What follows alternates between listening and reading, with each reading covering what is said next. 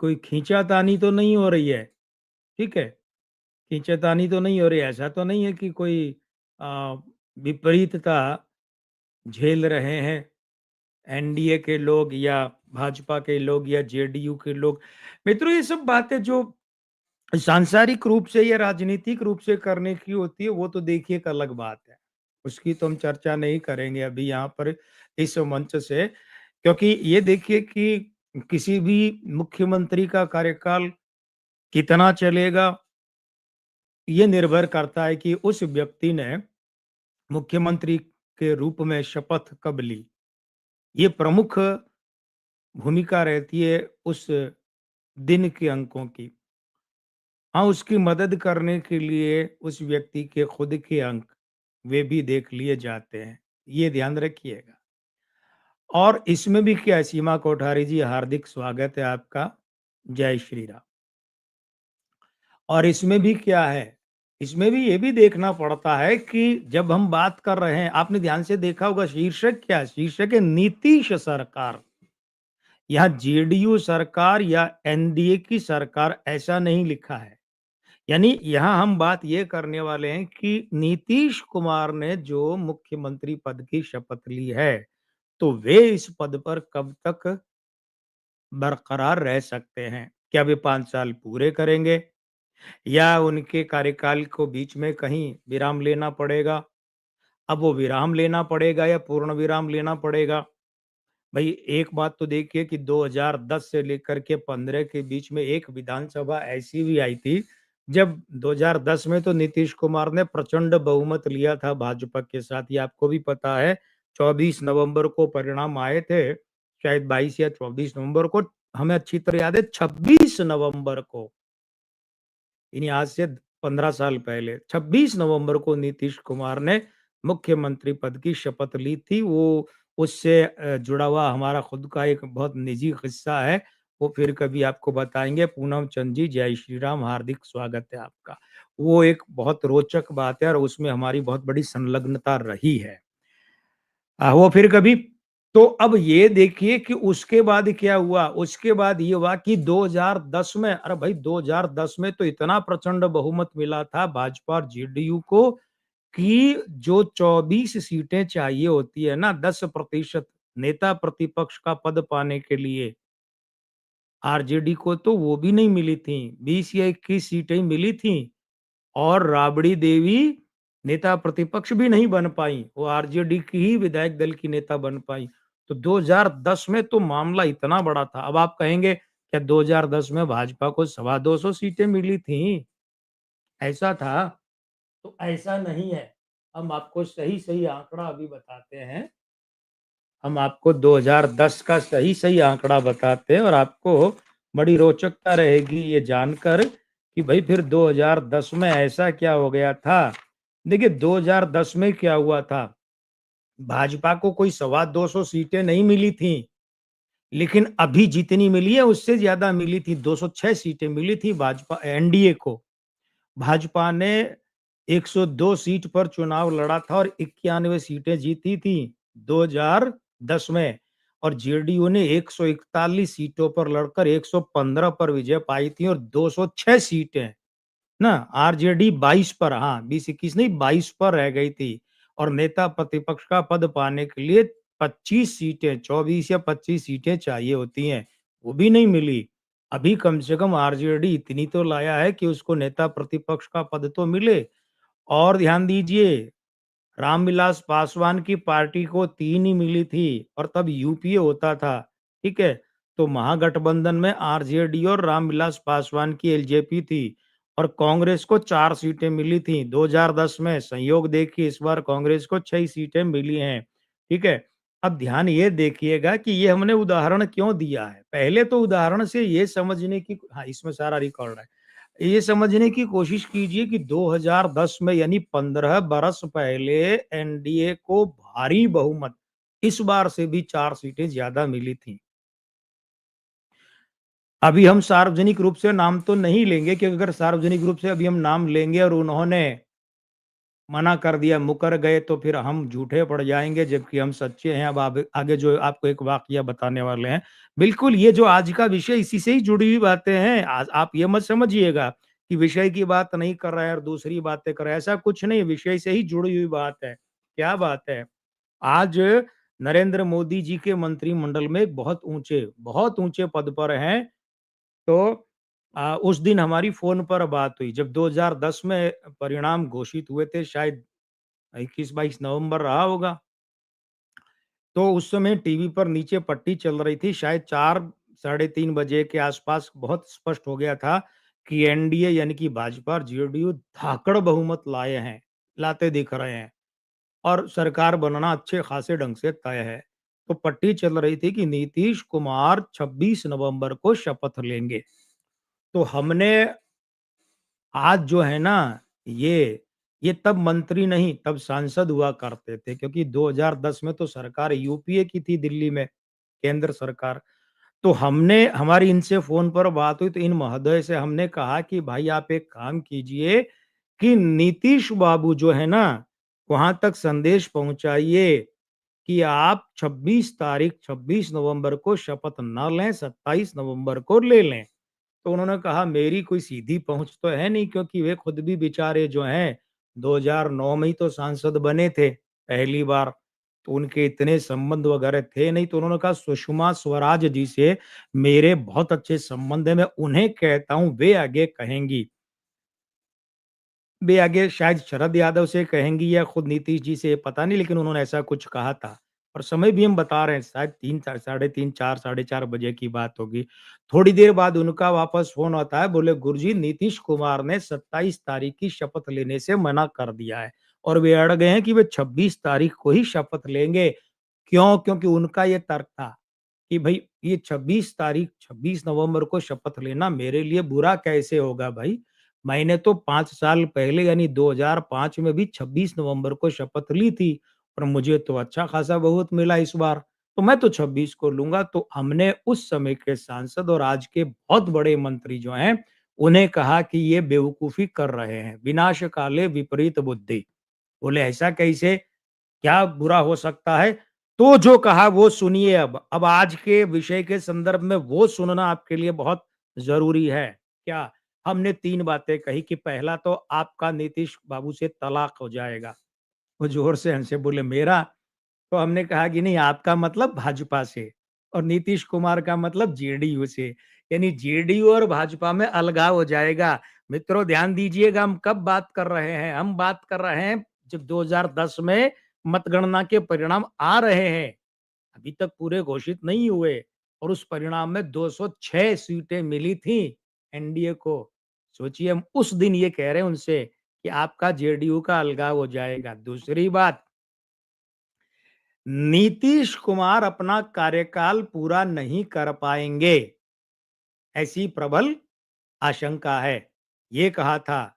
और तीसरा कहा था कि कहीं हालत ये नहीं हो जाए कि नीतीश कुमार जो आज इतना प्रबल बहुमत लाए हैं और मुख्यमंत्री बनने जा रहे हैं, कहीं ऐसा नहीं हो जाए कि इनको तो अपने राज्य में यात्राएँ और सभाएँ करना ही मुश्किल हो जाए। ध्यान रखिएगा, आज भारतीय जनता पार्टी 89 सीटें लाई है, शायद 89-90, तब 91 लाई थी। लेकिन तब जेडीयू 115 लाया था 15 साल पहले। अब आपको बताएँ क्या हुआ? अब सब आप सब जानते हैं इस बात से कि जैसे ही नरेंद्र मोदी जी को भारतीय जनता पार्टी ने प्रधानमंत्री पद के लिए अपना उम्मीदवार घोषित किया, तो क्या हुआ था? ध्यान है ना? नीतीश कुमार एनडीए छोड़कर बाहर आ गए और फिर लोकसभा चुनाव में जब जेडीयू बुरी तरह से हारा, 1 या 2 लोकसभा सीट तक सीमित रह गया था, याद है ना? तो नीतीश कुमार ने हार की जिम्मेदारी लेते हुए मुख्यमंत्री पद से त्याग पत्र दिया था। ध्यान रखिएगा, कब दिया था?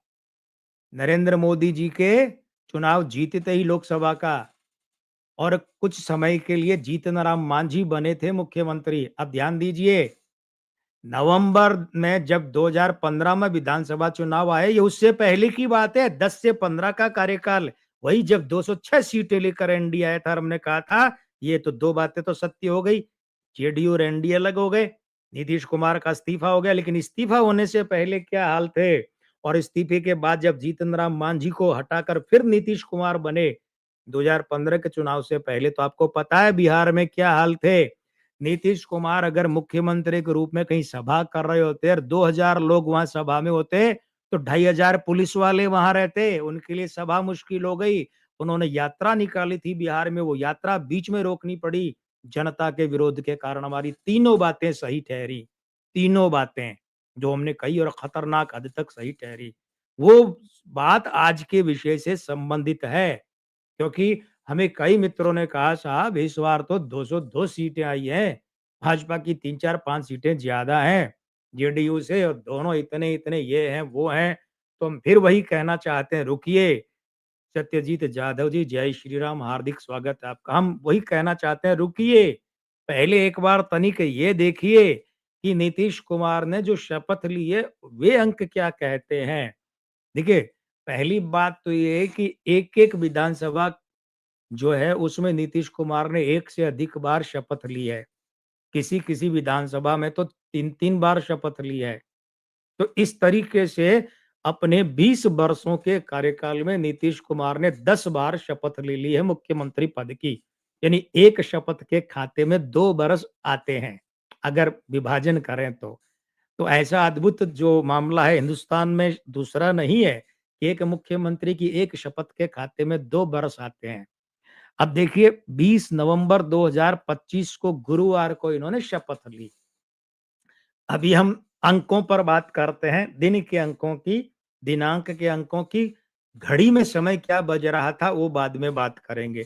तो मूलांक 2 और मासांक 2, नवंबर का अंक 2 होता है ना, तो मासांक 2, भाग्यांक 4, ठीक है, वर्षांक 9, 2025 का स्वामी 9, चलित का अंक 9, चलित यानी 21 अक्टूबर से 20 नवंबर, तो उसका अंक कितना 9, और ये 9 के अंक का आखिरी दिन था 20 नवंबर, आखिरी, ठीक है।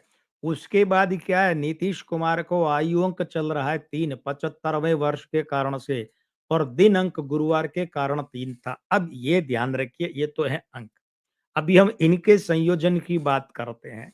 वो ये है कि ये जो इनके शपथ का 10वीं बार की शपथ का जो मूलांक 2 और मासांक 2 है ना, इसके साथ में 2025 का स्वामी अंक 9 और चलित अंक 9, ये दोनों मिलकर माइनस माइनस बनाते हैं। तो यहाँ 4 गुनी विरोधी युति बनी है, और ये 2 का अंक किसका होता है? आप अगर ये समझ जाएंगे तो आप ये भी समझ जाएंगे कि फिर इनका प्रतिफल क्या है।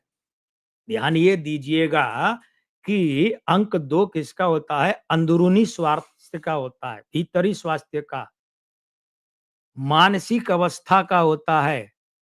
चंद्रमा मनसो जात कहा जाता है ना, तो मानस का अंक है चंद्रमा, मन का, मानस का, तो मानसिक दशा का, अवस्था का अंक 2 है। पार्टी का, पार्टी एक परिवार है, अंक 2 स्त्री अंक परिवार का अंक है, पार्टी का अंक है।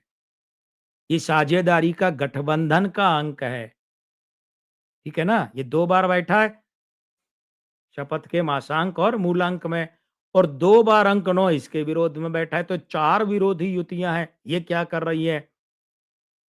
ये अंक 2 को भंग कर रही है, 2 बार।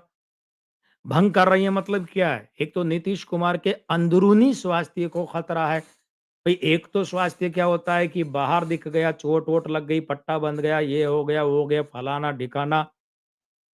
अंदरूनी स्वास्थ्य में क्या होता है, ये जैसे किडनी लालू यादव की बदली गई वगैरह, वो भले ही चाहे किडनी भीतर लगती हो, पर हम उसे अंदरूनी स्वास्थ्य नहीं कहते। हम उसे मानसिक स्वास्थ्य नहीं कहते, क्योंकि वो किडनी किसी से ली जाती है पिंड की भांति, शरीर को काट कर किसी के यहाँ जोड़ी जाती है, तो बाहरी स्वास्थ्य भी उसमें सम्मिलित है। लेकिन नीतीश कुमार के अंदरूनी स्वास्थ्य को खतरा हो सकता है, वो खराब हो सकता है। मानसिक दशा, मनोदशा खराब हो सकती है। एक तो ये ध्यान दीजिएगा। दूसरी बात क्या है, ये युति गठबंधन के विरुद्ध है। तो गठबंधन में मतलब एनडीए में भाजपा के साथ जेडीयू की खींचातानी बहुत हो सकती है। अब आप कहेंगे कितनी हो सकती है? बहुत हो सकती है का मतलब बहुत बुरी हो सकती है। इतनी भी हो सकती है कि जेडीयू और एनडीए अपना-अपना रास्ता नाप ले। मतलब क्षमा कीजिए, जेडीयू और भाजपा अपना-अपना रास्ता नाप ले।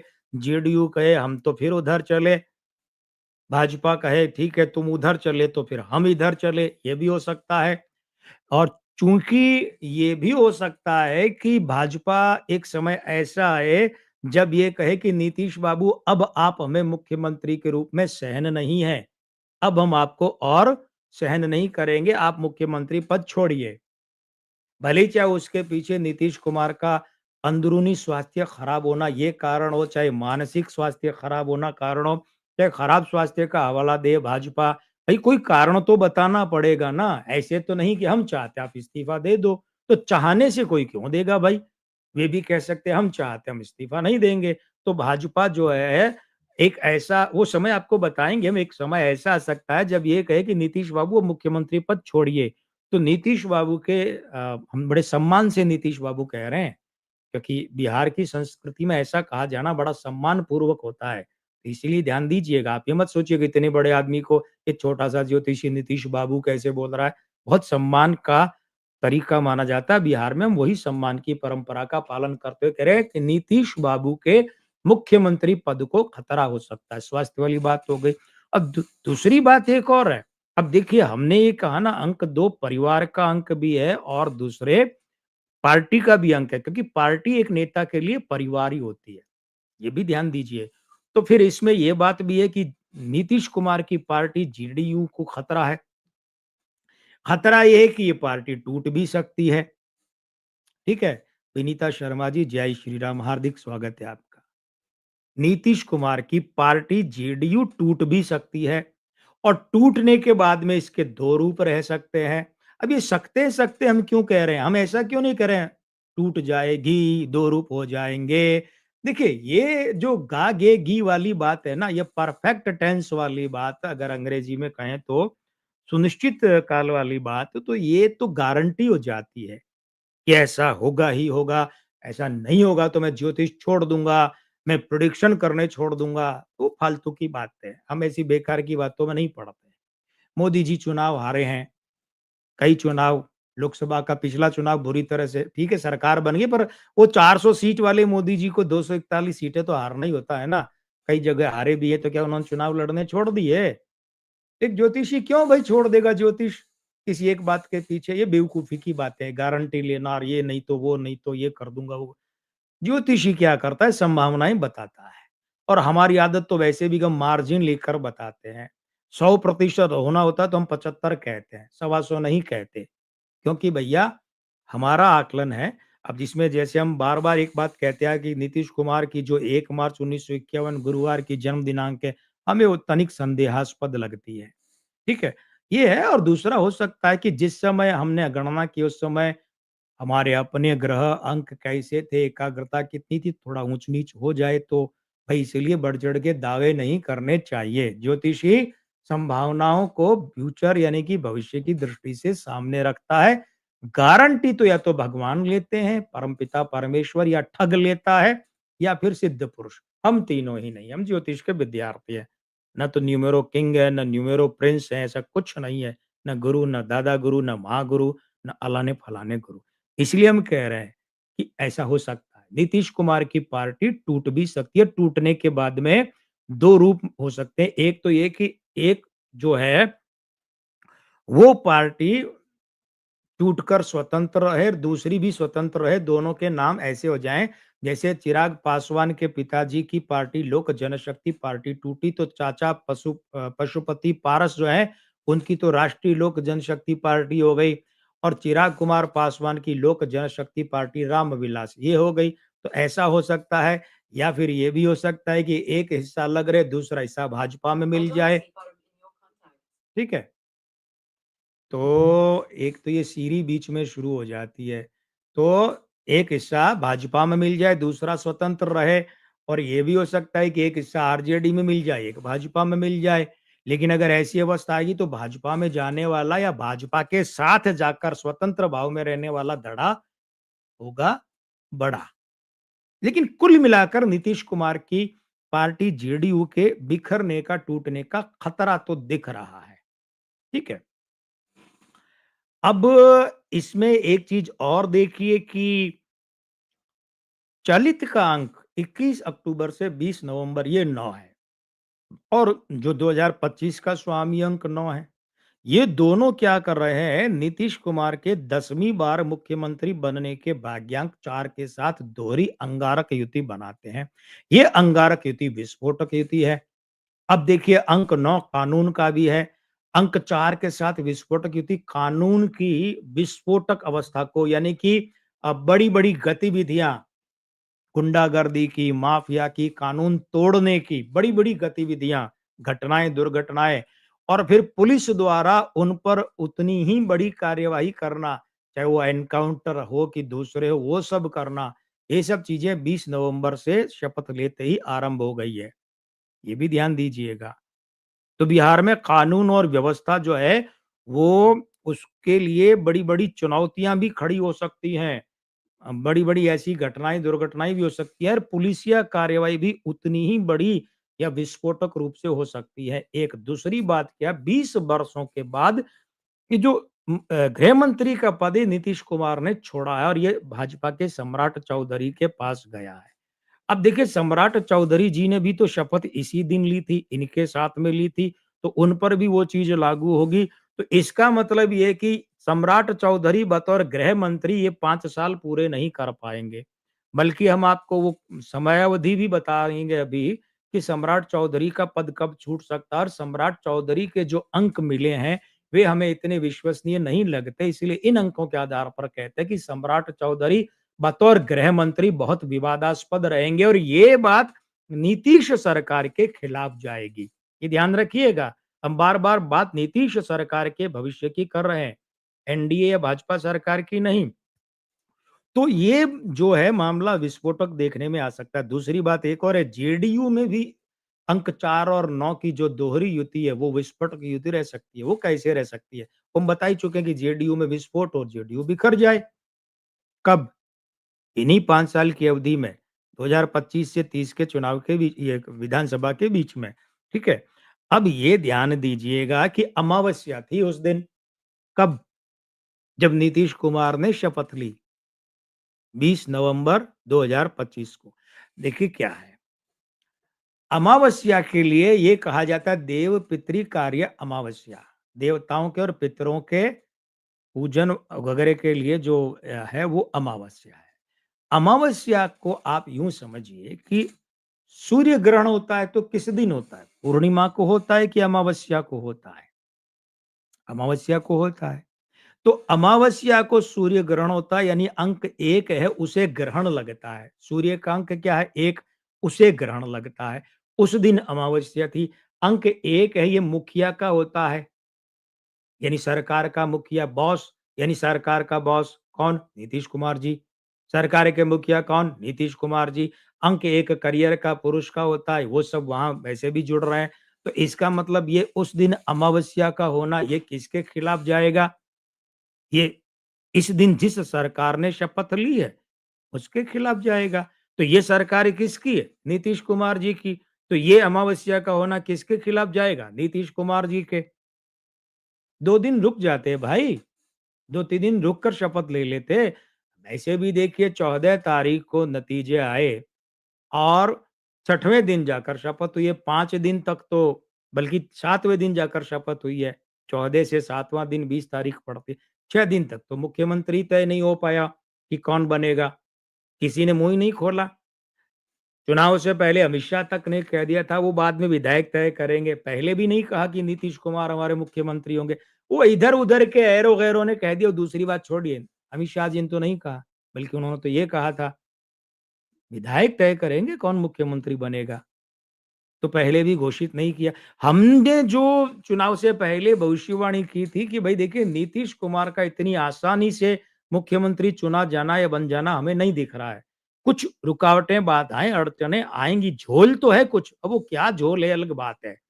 बन सकते हैं लेकिन झोल है, तो झोल क्या रहा? प्रचंड बहुमत के बाद भी 6 दिन लगे नीतीश कुमार को मुख्यमंत्री के रूप में स्वीकार करने में। मान लीजिए चुनने में वो स्वीकार करा भाजपा ने स्वीकार किया तभी तो घोषणा की गई चुने जाने की। तो अब वो जो अमावस्या है वो किसके खिलाफ गई? उसका उस दिन होना। तो 2 दिन और रुक जाते, 3 दिन और रुक जाते। 23 को ले लेते शपथ, क्या दिक्कत थी? ठीक है? हालाँकि 23 को लेते तो रविवार के अंक लागू होते, लेकिन अमावस्या की बजाय तो कुछ बचाव हो जाता है ना, 25 को ले लेते आज। अंक 3 और 9 वो जेडीयू पर बहुत मेहरबान है। अंक 3 अभी ज़िक्र करेंगे, अंक 3 जेडीयू की स्थापना का मूलांक है, 9 भाग्यांक है, 30 अक्टूबर 1999 को गठन हुआ। ये बहुत अच्छा अंकों का योग है। जेडीयू को गिरी पड़ी अवस्था में भी सत्ता में ला देता है। अब ये मामूली बात थोड़ी है भई।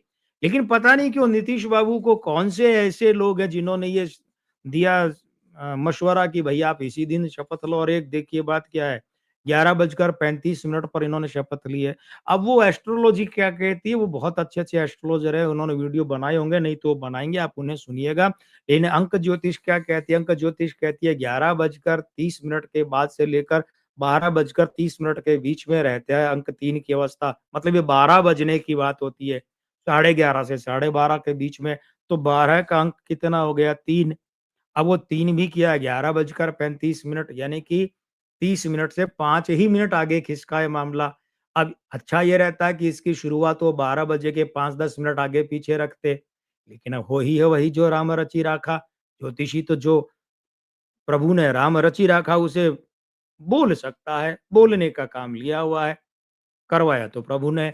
तो अब वो जो मामला है कि 11:30 से सिर्फ 5 मिनट आगे, मतलब यूँ समझिए कि पाकिस्तान बॉर्डर से बस भारत के बॉर्डर में घुसकर मुश्किल से 100 कदम चलें, 100 मीटर चलें, 100 कदम नहीं 100 मीटर मान लीजिए। तो वैसे तो वैधानिक रूप से तो कानूनी रूप से तो आ गए भारत के बॉर्डर में, लेकिन अभी भी अगर पाकिस्तान के बॉर्डर से गोली चलाए तो वो लगेगी नहीं क्या? लगेगी कि नहीं? लगेगी ना। और वही अगर यहाँ से 200-250 किलोमीटर या 10-20 किलोमीटर दूर जाता तो गोली लगती क्या? चलो 500, 100, 600 मीटर भी चला तो भी गोली नहीं लगती ना।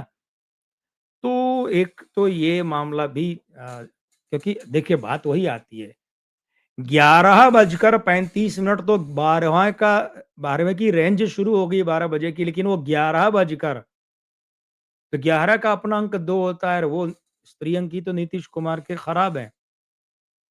आपको अगर नीतीश कुमार के राजनीतिक करियर के बारे में ध्यान हो तो आरंभिक चुनावों में इन्हें पराजय मिली, और ऐसी पराजय मिली थी कि वैवाहिक जीवन खतरे में पड़ गया, पारिवारिक जीवन खतरे में पड़ गया। बीवी कहने लगी कुछ कमाते क्यों नहीं?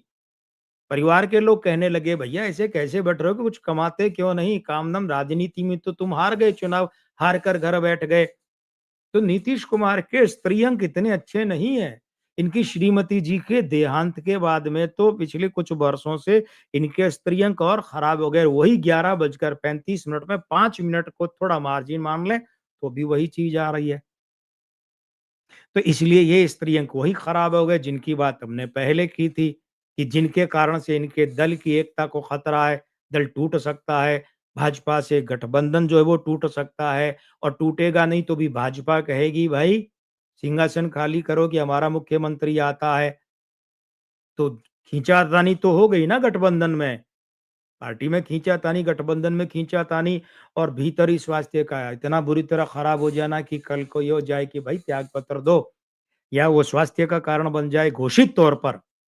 अब घोषित तौर पर क्या होगा वो भगवान जाने, कि हाँ भाई क्या करें, नीतीश कुमार जी का स्वास्थ्य इतना खराब रहता है कि अब वे मुख्यमंत्री पद का भार संवहन नहीं कर सकते, तो नीतीश कुमार जी लिखेंगे कि हाँ मैं अपने खराब स्वास्थ्य के कारण मुख्यमंत्री पद छोड़ रहा हूँ। तो चाहे भले ही ऐसे हो, तो कुल मिला के मुख्यमंत्री पद तो छूटता दिख रहा है। अब ध्यान दीजिए, अब आपके मन में इतनी देर के बाद 31 मिनट 50 सेकंड के बाद में आपके मन में ये प्रश्न भी आ सकता है, अरे जरा डॉक्टर साहब ये भी तो बता दीजिए वो समय कौन-सा होगा जब नीतीश बाबू का इस्तीफा हो सकता है मुख्यमंत्री पद से? बिल्कुल, देखिए क्या है, मूलांक भाग्यांक विधि को अगर काम लें, तो 24 महीने के भीतर-भीतर, कब से? शपथ लेने के। यानी कि 20 नवंबर 2025 को नीतीश कुमार ने मुख्यमंत्री पद की शपथ ली है। तो 19 नवंबर 2027 ये यहाँ 24 महीने पूरे होते हैं। और ये 24 महीने कहते हैं कि 19 नवंबर 2027 तक नीतीश कुमार का अपने इस मुख्यमंत्री पद से त्यागपत्र संभव है। जय श्री राम जी, स्नेह जी, स्वागत है आपका। इस मुख्यमंत्री पद पर गौर कीजिएगा। देखिए यहाँ पर संभावनाएँ क्या बनती हैं, ज्योतिषीय संभावनाएँ। एक संभावना तो ये बनती है कि भाजपा से अलगाव हो नीतीश कुमार का, ठीक है? और एनडीए में ऐसा विस्फोटक वो अंक 4 और 9 की दोहरी युतियाँ, विस्फोटक युति, अंगारक युति वो कमाल दिखाए, तो फिर नीतीश कुमार इस्तीफा देंगे। तो इस मुख्यमंत्री पद से इस्तीफा तो हो गया। अब वो आरजेडी के साथ जाएँगे तो उधर से मुख्यमंत्री बने, तो वो फिर दूसरी सरकार के मुख्यमंत्री कहलाएँगे। इस सरकार के इस मुख्यमंत्री पद पर तो नहीं होंगे। एक और जो चीज़ हो सकती है, वो ज़्यादा उसकी आशंका या संभावना है, वो ये कि नीतीश कुमार जो हैं, स्वास्थ्य कारणों से उनका इस्तीफा हो जाए, इस मुख्यमंत्री पद से। इस बात को थोड़ा-सा विस्तरित रूप में श्याम व्यास जी हार्दिक स्वागत है। इस बात को थोड़ा विस्तरित विस्तृत नहीं, विस्तरित रूप में लीजिए कि ऐसा पहली बात तो कि नीतीश कुमार खुद लिखित में दे दें कि मेरा स्वास्थ्य खराब है और मैं उस स्वास्थ्य के कारणों से पद छोड़ रहा हूँ। और कहीं ऐसा हो जाए कि नीतीश कुमार के स्वास्थ्य की विपरीतता के कारण ये पद अपने आप ही खाली हो जाए। अब इस बात को अंडरलाइन कीजिएगा, ये बात इससे ज़्यादा हम स्पष्ट शब्दों में नहीं कहेंगे, ये खतरनाक बात है। खतरनाक मतलब सार्वजनिक मंच पर इससे ज़्यादा स्पष्ट कहा नहीं जा सकता। लेकिन क्या पता नीतीश कुमार के स्वास्थ्य के कारणों से ये मुख्यमंत्री पद अपने आप ही खाली हो जाए, ये भी हो सकता है। दोनों ही अवस्था में होगा क्या? नीतीश कुमार तो इस पद पर, इस मुख्यमंत्री पद पर नहीं रहेंगे ना। तो बस यही बात हम कहना चाहते हैं। कब? 24 मई में, 19 नवंबर 2027 तक, यानी उससे पहले-पहले। कब से? ये बात विशेष है। तो वैसे तो जब से इन्होंने शपथ ग्रहण की उसी दिन से ये लागू हो गई बात, ठीक है? लेकिन इसमें भी आप ये मानकर चलिए कि 20 फरवरी 2026 के बाद, अशोक केवलिया जी हार्दिक स्वागत है, जय श्री राम। 20 फरवरी 2026 के बाद ऐसे योग बनते दिख रहे हैं। यानी कि 21 फरवरी 2026 से 19 नवंबर 2027 के बीच में ये मामला जो है वो क्या हो सकता है, नीतीश कुमार के ये मुख्यमंत्री पद छूटने के, ये मुख्यमंत्री पद नीतीश कुमार से छूटने के योग बन रहे हैं। अब आपके मन में एक प्रश्न ये भी जा आ सकता है कि चलिए आपने ये तो बता दिया कि नीतीश कुमार से ये मुख्यमंत्री पद छूट सकता है, तो क्या भाजपा का मुख्यमंत्री बनेगा?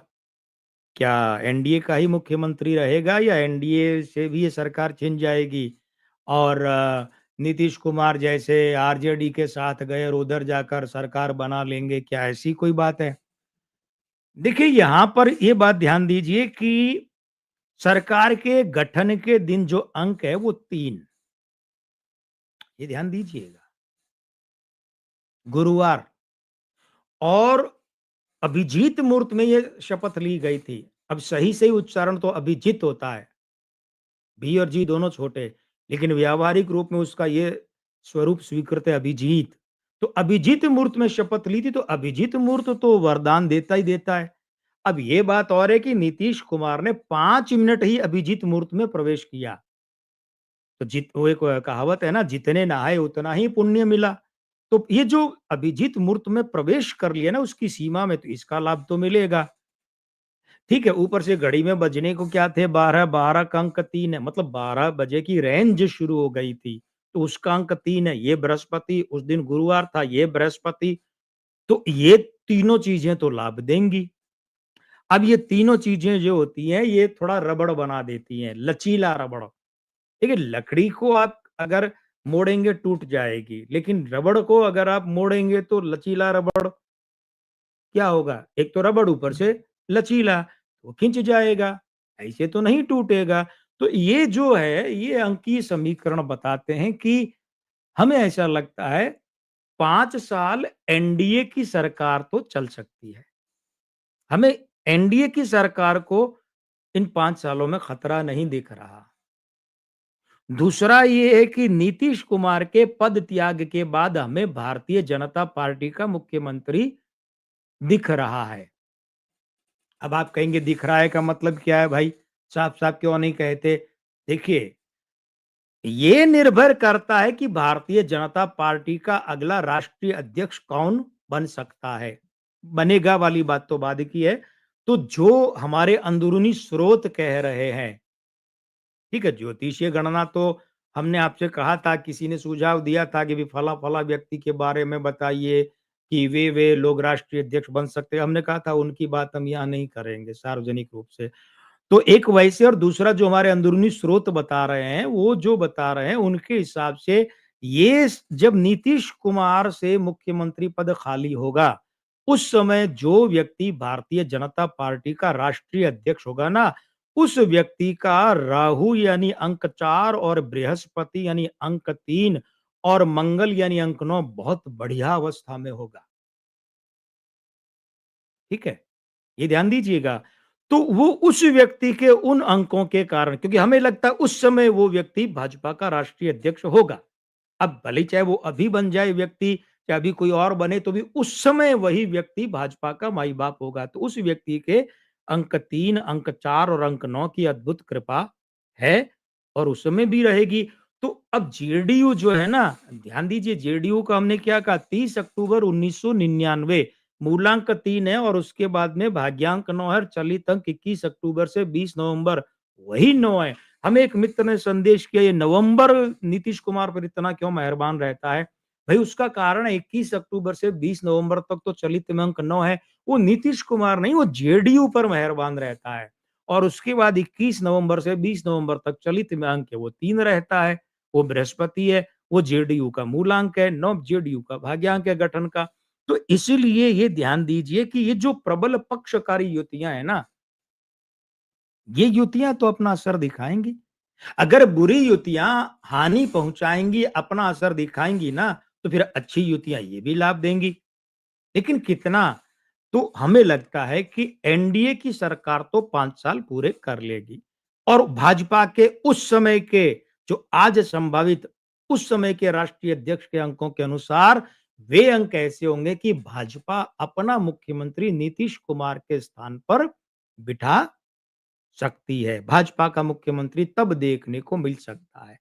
अभी इस चुनाव से पहले भी हमें कई मित्रों ने, भाजपा के बड़े लोगों ने, बड़े-बड़े पत्रकारों ने कहा कि गुरुजी, बात ऐसी चल रही है भाजपा के अंदर बड़े लोगों के बीच कि इस चुनाव में हम अपना मुख्यमंत्री बनाएँगे।